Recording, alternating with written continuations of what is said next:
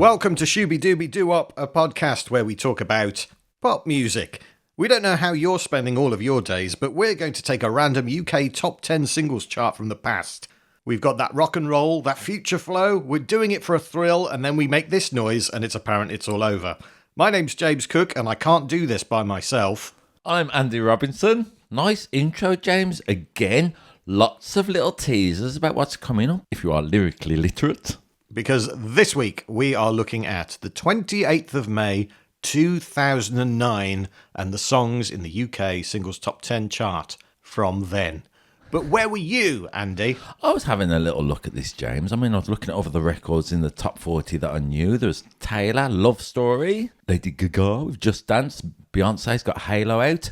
These are the only records I knew, really. I think it was one of my times in life, James, when I was out of the country, knocking around America, so I don't know this top 40 so well. Having said that, I have bought 40% of this top 10, whether that's on albums or the odd hither and thither download, I suppose. What about you? What were you doing? I was working as the Drive presenter on Trent FM in Nottingham. Of the songs in this top 10, 6 of them were songs that we would play on the playlist, which meant I heard them a lot in a very short space of time. Did they bring back a bodily sense of well-being when you heard them? Did you feel happy and reminiscent of a time of nostalgia? No, not really. Fair enough. No, not really. I wasn't having a great time in the job at that point, so not really. But also, I have met one of the people we're going to be talking about. Exciting. Yep. Let me tell you what was going on in the world rather than your solipsistic point of view, James. On May the 28th, 2009, a royal chauffeur was suspended for taking people on tours of Buckingham Palace, even letting one man sit in the Queen's state car. The US space shuttle Atlantis returned home from repairing the Hubble telescope. Maybe the biggest news in terms of pop music is this year Woolworths closed, so there were no more buying of CDs and cheap CD singles, James. That's where you used to go and get your chart music, wasn't it? And steal some pick and mix. Maybe that's why they closed down, Andy. Yeah, I'm responsible for the global collapse of Woolworths because I had a couple of cola bottles. Okay. Got some stats for you? I love your stats. This top 10 contains 3 UK number ones, 3 new entries, 5 songs going down, only 1 song going up, and 1 non-mover for a total net movement of -2. There are 5 American artists, 4 British, an Australian and a Norwegian, 6 solo artists, 3 collabs, and only 1 group. I've also got some stats, James. There are 4 love songs, there are 3 anti-love songs, there are 3 cries of bravado. There are no key changes, but there are 4 examples of self-reference, which I always enjoy. If you have trouble remembering this top 10, don't worry, because there is a Spotify playlist in the descriptions where you can listen to these records either before this podcast, turn it off now, don't mean that, during, make sure you come back, or at the end, that'd be our preference. But, as always, we are talking about these songs, so we heartily recommend you listening to them. You never know, might take you right back. There are another half a dozen songs on the playlist that are in the top 100 on the 28th of May 2009, and we get into them in our special bonus tracks podcast. Featuring Britney Spears, Katy Perry, a 3 million seller that never got into the top 10, an unlikely song from a musical, and bad news for Paul Simon, Bob Dylan and Miriam Margolyes. A terrible night out they had. You can join our Patreon community for free. The bonus tracks podcast costs less than a Microsoft Zune a month. What's a Microsoft Zune? You gave me that to say. It was a Microsoft answer to the iPod that never caught on, but it came out in 2009. I like it. Let's go in for the kill. Number 10. It's a new entry at number 10. It's Fairy Tale by Alexander Rybak, the winner of the 2009 Eurovision Song Contest for Norway. I listened to this top 10 without knowing anything about it, really. I thought, this song's not that good. However, when I looked down YouTube comments and everyone was talking it was a Eurovision winner, it was strange, James. It gave me a little sense of, it's all right for a Eurovision song, though. You know what I mean? So the notion of it being a Eurovision entry changed my perception of it. So when you were first listening to it, before you knew that, what were your initial impressions? This is a bit annoying. And then, but, you know, again, I don't know. I've listened to it throughout the week, and it's, for what it's worth, it has grown on me. It's cute, this song. Yeah. Little violin intro at the beginning, little Celtic hop and a skip. That's a big part of the record, isn't it? Alexander Rybak, singer and violinist. That's him playing the violin on the track. You know, I was trying to think of the other pop songs that have like immediate violin. Bewitched. Come On Eileen. Yeah. That's immediate violin, isn't it? It's immediate violin. The Cause. Okay. That's our knowledge anyway. If you know more violin-based intros, email us into shoebepodcast@gmail.com. I got it right. I'm delighted. Thanks for your thumbs up. And tell us more violin monstrosities. It's not monstrosity. It's quite catchy, isn't it? I like this song. I got into it. Yeah, so he's singing about how he's in love with a fairy tale. He doesn't say which one, because being in love with some of them would be problematic, wouldn't it? If you like. Can't be in love with the Three Little Pigs. That's a bit weird. The opening line is, years ago when I was younger.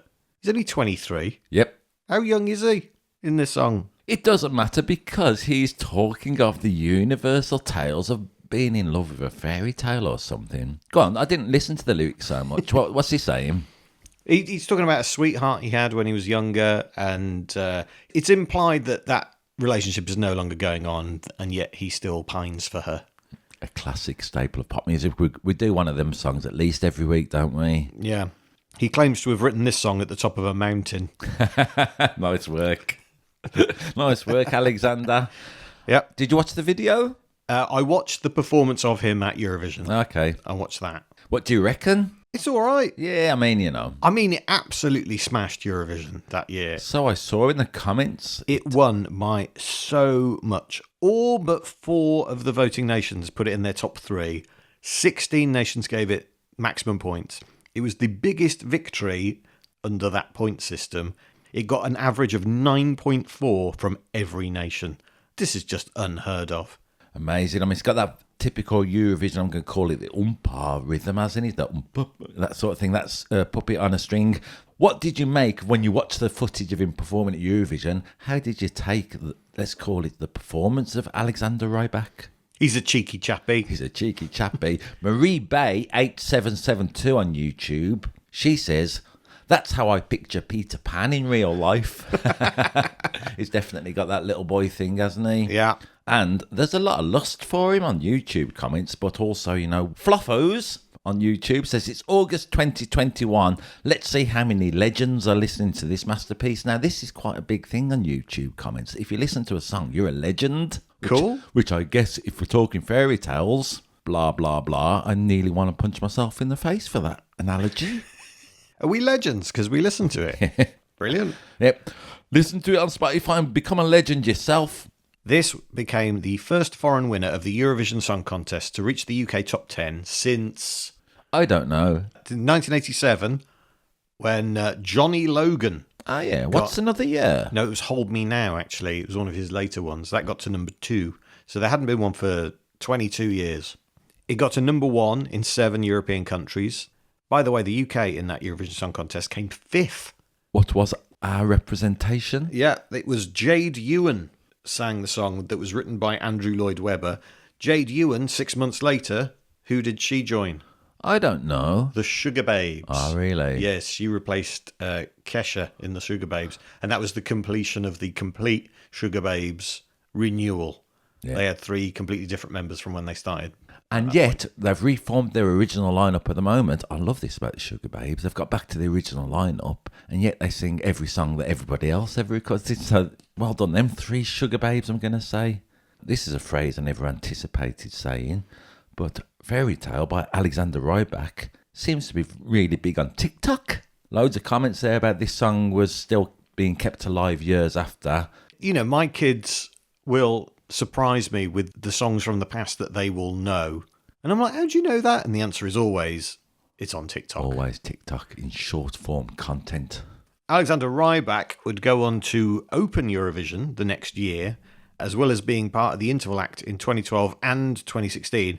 And then he'd enter it again in 2018 for Norway, but he only came 15th. Never go back. Never go back, Alexander, despite that being the last syllable of your name. In 2010, during a heated discussion with a sound engineer, he broke his fingers and his violin.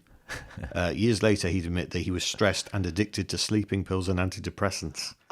Peter Pan. I know. That's not a good sign, is No. it? What a shame. He got over it, though. In 2019, he wrote a children's musical called Trolle og den magiske fella, The Troll and the Magic Violin, Right. before moving to America to study film music composition, although he had to leave America in 2024, though, due to a persistent stalker. Just think of Anne Widdecombe, mate. He'll go away. I'm glad he pulled through. What a fairy tale ending. Number 9. It's a former number 1, down 3 places to number 9 this week. It also being the 19th of 84 weeks on the chart. It's Poker Face by Lady Gaga. Is it Lady Gaga or Lady Gaga? It's Lady Gaga, isn't it? I've heard all kinds of nonsense, especially since she's appeared in Joker 2, which has brought out the nanas. Or the nanas.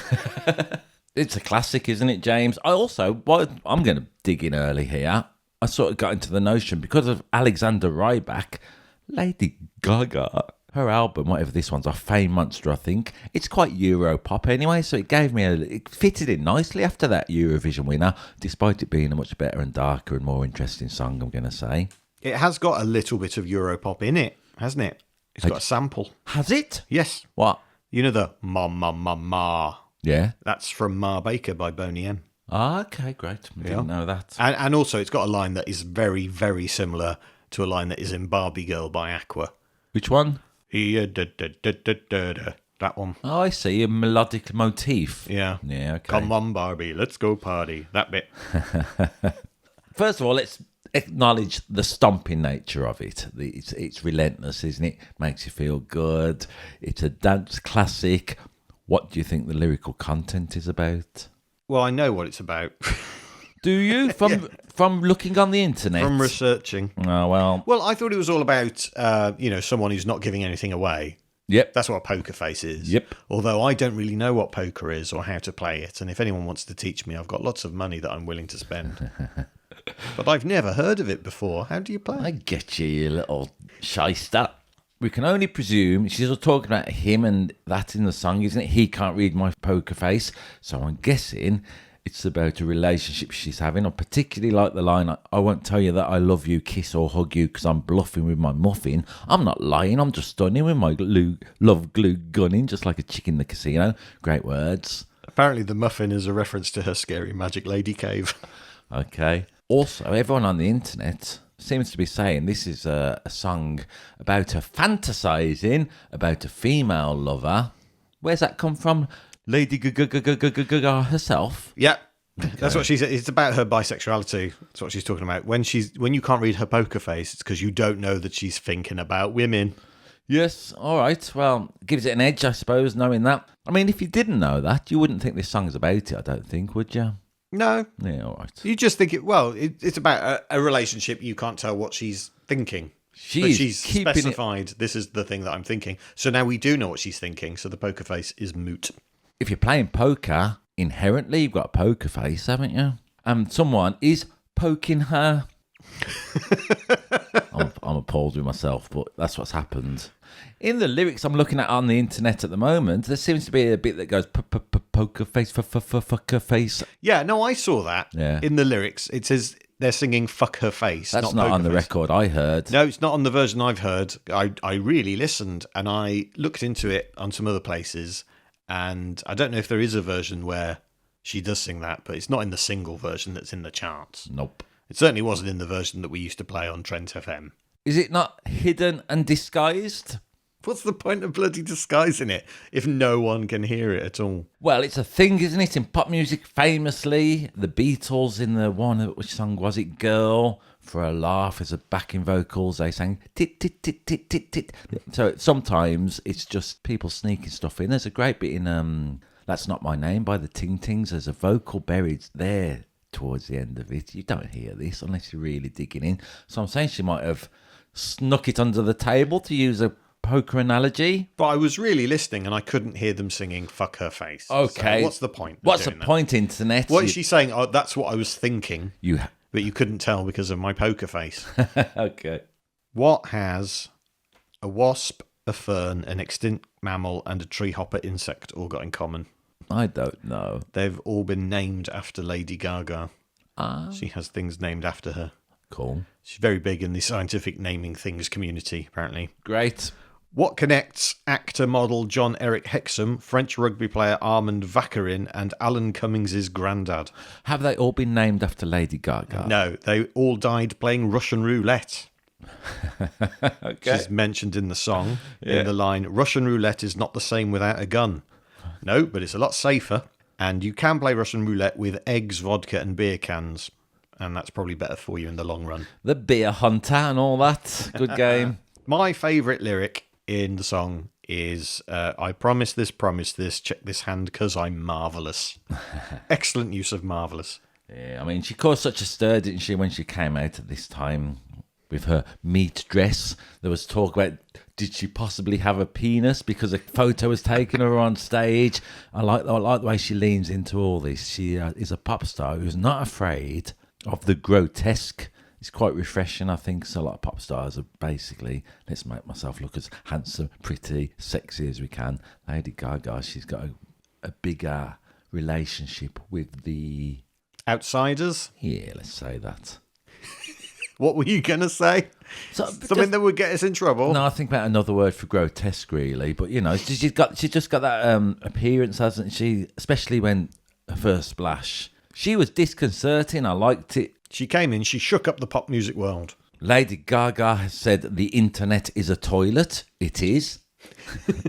Sorry for appearing in your toilet talking about how great you are. Also, she has said in the past, I'm a walking piece of art every day with my dreams and ambitions forward at all times in an effort to inspire my fans to lead their life in that way. So she's definitely got a do whatever you want vibe about her, hasn't she? She's well known for having a very close relationship with her super fans. Did she call The them Little Monsters? The Little Monsters, yeah. Okay. Lady Gaga said, "If you, I think that once you've had a few number ones in your career, that you've kind of proven yourself." And Is she talking about a toilet again? Let's leave that quote there. Nice work. Number 8. Up 8 to 8. It's "Kiss Me Through the Phone" by Soulja Boy, Tell 'Em, featuring Sammy, and I think a special guest appearance by Sweep from the Sooty Show at the start of the song. I can't remember it. Is it a noise? Like that. I just clarify, that was me doing an impression of Sweep. We don't actually have Sweep here Fair in the enough. studio recording with us. But it's one of the few impressions that I can do. What are the other ones you can do? Sounds very similar to Sweep, to be honest. That was sweet. It was a balloon Okay. letting the air out. Can you do a rear brake pad that's slightly faulty? Amazing. What a range. I sort of vaguely remember this song from the time. It wasn't on our playlist, so I didn't hear it very much. I've been listening to it again, and I don't know what I was expecting. But actually, lyrically, it's quite sweet, isn't it? Yeah, it's a little cutie song, this Yeah, is. it's kind of kiss you through the phone. It's just like, I'm talking to my partner, and I'm just going to go, mwah. A year before FaceTime was launched, so Soulja Boy is some sort of technical pioneer. Yeah, because part of me did think, kiss me through the phone. Is this going to be some weird sex thing? And it isn't. No. It's just quite innocent. It is quite innocent. On the video, did you watch it? No. It's pretty good because people have made references to the notion of it being sweet, I suppose. Adiguno Lu Sola 8387, common name. I'm going to name my children that. He says this is back in the day when hip-hoppers were obsessed over only one woman in the video. So, you know, again, that would suggest there's a cuteness, a sweetness to it, isn't it? Curb Your Games 2020 says people got to stop acting like Soulja Boy didn't invent social distancing 12 years ago. It's nothing but a sweet song, isn't it? I can't say I liked it, and I can't say I really got into the melody. 3 chords over and over, G to A to B minor. That's all right. I have no problem with that, and it's sweet, man. He does say at one point, you can be my Bonnie, I can be your Clyde. That's not that sweet, bearing in mind they were murderers. I get ya. I mean, the video within it's not just Soulja Boy talking on his phone to his loved one. It's got loads of couples in. I also liked it because in a hip-hop video, they showed quite a few old white people in there being on the phone flirting.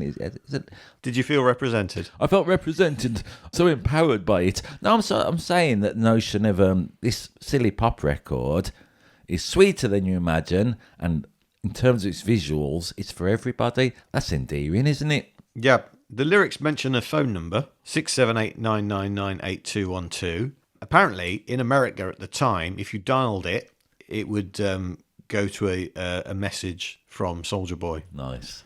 So that's quite nice. Yeah. But apparently in the UK, if you rang it or a very similar number to it, you'd get through to Jerry Matley and Catriona Howard-Smith of Oldham. At the peak of the song's success in the UK, the couple were getting about 60 phone calls a day from fans hoping to talk to Soulja Boy. Ms. Howard-Smith said, "We just tell them that he doesn't live in Oldham."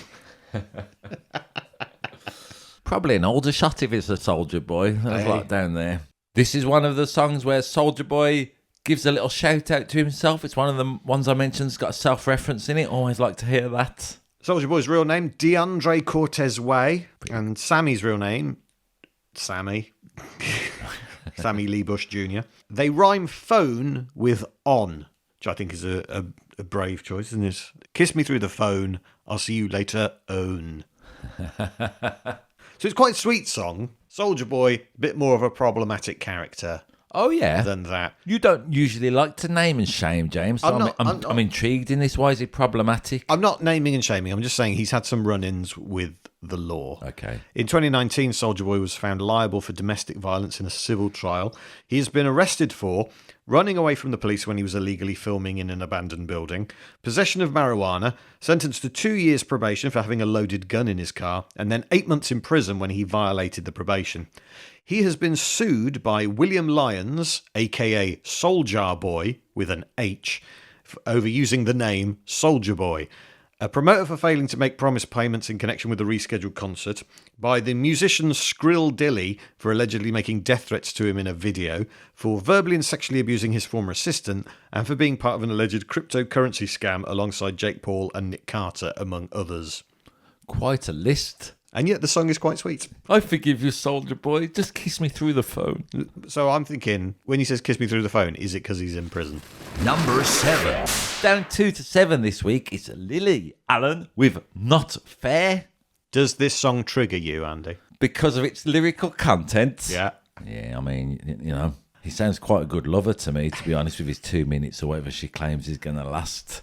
I love this song. I loved it at the time. I've been reminded of this week. It's one of the songs I bought because I would have bought the album, whichever one is on. A second one, I think. You weren't affected by it because she's obviously not talking about your sexual proclivities, James. She is not. She does not know about my sexual proclivities, and long may that continue as a state of affairs. This was a song that we used to play on the radio, which is quite controversial when you bear in mind some of the lyrical content. Yeah, for sure. But there were like radio edits Yeah. of the song. For example, the line, "I spent ages giving head," in the radio edit is, "I spent ages kneading bread." Which is at least a creative way to deal with that, that issue. Speaking of creative ways to deal with an issue, she talks about lying there in the wet patch in the middle of the bed. Get out of the middle of the bed. Sleep on your own damn side, then you won't have to be in the wet patch. Was that bit in the radio edit that you can remember? Yeah, it was, apparently. Yeah, I mean, it's interesting, isn't it? It's pretty dirty record. Is it dirty? Yeah, you know, bearing in mind that censorship and that. I mean, some records get censored for much less, and some records get, you know. Yeah. We should point out, so this song is basically Lillian singing about a guy she's with who is perfect in every way apart from in bed where he's not very good. Or is he not very good, or is he selfish, or is it both? Both, I believe. Yeah, because there are certain issues that men might have that are not necessarily their fault. Are you triggered? Shut up. And then there are some behaviours in bed that the man is doing on purpose and for which they should be quite rightly pulled up on. And I'd argue those are two different things. Okay, well, this has taken a weird turn of events. What do you mean? What's that last bit you on about? Well, if it's because he's selfish in bed, Yeah. I think fair enough, Lily, you have a go. Yeah. But if it's a genuine medical problem, I think it's mean. Okay, I get you. Talking about things being not fair, that's not fair. If it is because he's selfish, then fair enough. All right. And she does kind of allude to that a lot. If you or anybody you know has been affected by any of these issues brought up so far in discussing this song, then please get in touch. Andy, do you think the song is about you? Would you even consider that it was about you specifically? No. Well, that's interesting, because she said the person in question is far too arrogant to even consider that it might be about him. Therefore, it is about you. Yeah. Okay. I'm so vain. I probably think this song is about me. All right then. Nice one. No, I found that quote and I thought it was funny. Good. It's good. Yeah, she said he's heard it. I've played it to him, and he had no idea. Didn't even ask. Yeah, right. And you do kind of want to know. Oh God, I wonder who that was. But Yeah. It doesn't matter. happens to a lot of men. On YouTube comments, Hannah Siganova 253 says, we were dancing to this song in kindergarten on our Christmas show for our parents. We were 4 years old. God Almighty. I like it. I like its little sneakiness it got in, and seemingly some people didn't know what it was about, or care at least. Yeah, that's a very progressive kindergarten, isn't it? Well, Of course, when there are wet patches in the middle of the bed with 4-year-olds, it's a different thing. it's got a country vibe to it, hasn't it? Let me get my guitar, as I say. I quite like it. The verses, at least, are simply over D minor and F. So you've got the...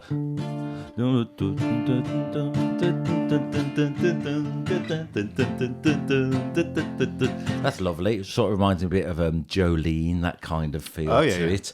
The chorus essentially just goes, what? It's not fair. G minor and a B flat and a D and a F is there and a C goes again, and it might go G minor to B flat again, and then it holds on C to go back to the bottom. Lovely. I mean, so simple songwriting, and yet from that standard progression, I'm going to say she invented something brand spanking new. Or did she? Go on. Well, you know the country and western vibe. That Very little much. hook in it. Yeah. Do you know where that's from? No, is it a sample? It is a sample. It's a sample from like an old tiny keyboard thing called an Optigan, which had a country and western setting. Preset. Yeah. Yeah. And it is literally just that. Great. That's what they've used.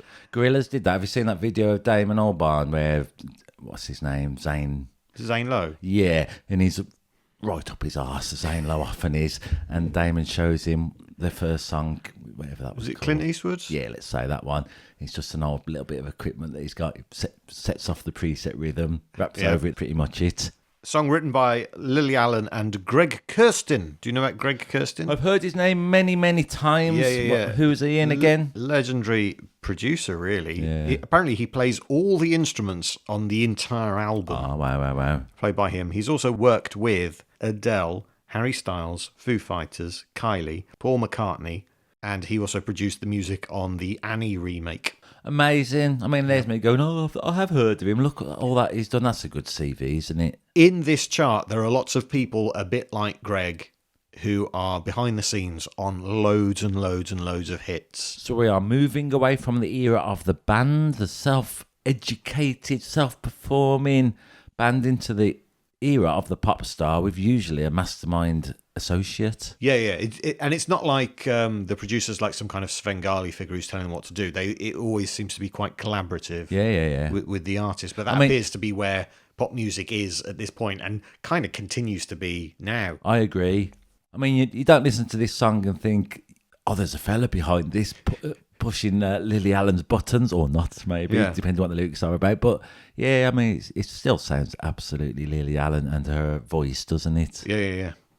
Did you see the very beginning of the video?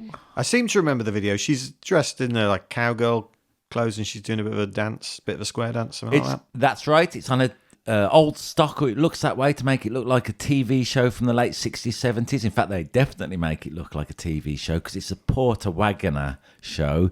They have Porter Wagoner, who's an old country star.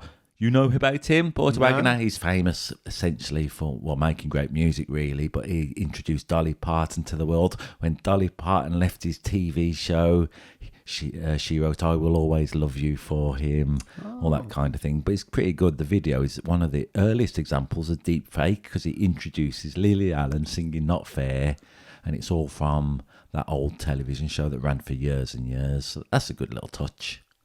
On the website Song Meanings, someone called I Am a Mountaineer says, what lady can't relate to this? I salute thee, Lily, for a job well done. My wife can't relate to it. I haven't asked her. I'm scared what she might say. I saw Lily Allen at Glastonbury around this time. bit after she sang a version of this. It was a hardcore electro version. Worked pretty good, actually, with the lyrical content, if you know what I mean. So, I'm saying it's a great song. A bit like you're talking about with the preset button. I got a little silly keyboard, James, and sometimes when I have a go at writing a song, I think you can always tell if it's a good song because it doesn't matter what stupid preset you put on. And almost if it stands up to a bossa nova, a march, you think, oh, that's probably a good melody at least. Number 6. Down 3 to number 6. It's In for the Kill by LaRue. Pop quiz. How many people are in LaRue? I don't know. I thought it was just the name of the female artiste. It becomes that, but at this point, LaRue are a duo. Oh, really? Yes. Ellie Jackson, who you refer to, and Ben Langmaid. Ben Langmaid would leave the year after, and then it would be just LaRue on her own. Just under the Ellie name LaRue. Jackson. Yeah. Ellie Jackson, whose mom was Trudy Goodwin, a.k.a. Sergeant June Ackland in The Bill. Nepo baby. No wonder she got such a good opportunity in pop music with that sort of credential behind her. I'm being stupid, of course. Okay, fair enough. Not only that, her dad Kit is on the front cover of the single Rabbit by Chaz and Dave. Really? Apparently so. Great. Well done. Nice research. She's from showbiz royalty. Someone who was on The Bill and someone who's on a Chaz and Dave record cover. Yeah, the thing is, there will be someone really annoyed about that somewhere and believing she got some sort of special Illuminati pass. What does it remind you of, this song? It reminds me of Bulletproof by LaRue a little bit. Now, the thing is, it's only in the last 6 months, before we started doing this podcast, James, I'd sort of dismissed LaRue a little bit. Weirdly, I'm guessing 15 years later, it's around the same time, wasn't it? I've begun to love Bulletproof. It's just worked its way in. I just caught it at the right time. So I definitely went into listening to this song by LaRue with it's another one, possibly. Kind of is, isn't it? I love it, man. Yeah? Yeah. Sounds like it's being made on Game Boys. The 80s production. Feels very 8-bit. I'm not saying that's a good or a bad thing. No, there's no judgment here. I like the words to it a bit. I mean, again, it's weird, isn't it, with pop music? I had the television on the other day and there was some, would you believe it, James? The BBC are making a new drama about a mild-mannered person who turns into a serial killer. I mean, groundbreaking, who'd have thought it? But they use this record in the trailers for this, so that's kind of nice to hear it in that context as well. We can fight our desires, but when we start making fires, we get ever so hot, whether we like it or not. Yeah, I like them words. According to Ellie Jackson, this song is all about telling someone how you feel, regardless of what will happen. Yeah, I mean, this is what I thought was great about the song. The lyrics, to me, are kind of pretty vague, to be honest, pretty nebulous, but you can use them in a lot of context, that often means, doesn't it? And I'm going in for the kill, that refrain, that hook, that chorus. Yeah. I think you can use that in loads of contexts, which is, in my opinion, a bit of good songwriting. I'm doing it for a thrill. I'm hoping you'll understand and not let go of my hand. It really depends what you're doing for a thrill. If it's bungee jumping, I'm probably going to let go of your hand because, the elastic's not tethered to my leg, is it? I get ya. What if it's a song not about bungee jumping and it's a song about being suspicious about a relationship, a situation? They say we can love who we trust, but what is love without lust? Well, it's platonic. Is it? That's love without lust, isn't it? Platonic love. Or like a familial love. Forbidden love? That's lust, isn't it? I guess so. If it's bubbling away. Two hearts with accurate devotions, and what are feelings without emotions? I mean... Feelings are emotions. I had my hopes out on the line. Will they be ready for you in time? If you leave them out too long, they will be withered by the sun. Does she mean hopes or does she mean underwear? I'm going to ignore your silliness for the moment, although I appreciate it. Reminds me of sort of Oasis lyrics a little bit. This kind of, like I say, vague feeling that you can attach really what you want to it. Mm. How far can you send emotions? How do you mean? Well, that's one of the lyrics in the thing. How far can you send emotions? Well, this was 2009. Were emojis a thing? Because obviously that's increased the scope of how far you can send. Soulja Boy had no problem sending emotions. He was kissing somebody through his bleeding phone. I've had this on. I've been dancing around. I've been singing to it. She just kind of disappeared, LaRue. Yeah, it's weird, isn't it? I thought she was going to be a big star for a bit. She seemed to have a lot of cred behind her. There was a lot of journalists writing, this is an arrival of a new artist. Yeah, sort of credible pop music. Yeah. It's quite a hard thing to pull off. It's a thing that a lot of people pull off, but weirdly, only some people get the props and shout-outs for it, I think, sometimes. Probably because she was related to somebody in the bill and they would have been onto the law. I am not dismissing LaRue's achievements. Thank you for what I know. 2 great songs. I'm sure there's plenty more. In part 2 of this week's Shooby Dooby Doo-Wop, we'll be deep diving the top 5 from the 28th of May 2009. Here's a little taste of what's in store. It caused a little meteorological phenomenon, I'm going to say, this record. I thought you were like singing it to Lawrence Llewellyn Bowen after a particularly challenging episode of Changing Rooms. It did take me to a place. Oh, yeah. But a place where I did not want to go. Yeah, I can imagine you at the lights with this blasting out. With my arm out my window. Yeah.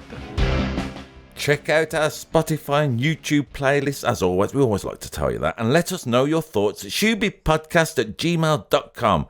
And for the songs that aren't in the top 10, join our Patreon community and become a subscriber. You know, that's a good idea. It's a brilliant idea. I definitely do that if I wasn't already actually recording the podcasts. Thank you to the British record buying public of this week, and also thank you mainly for listening. Please subscribe, follow, share, rate and review. Until next time, Shooby Dooby Doo-Wop. And don't forget to pop up shoe up.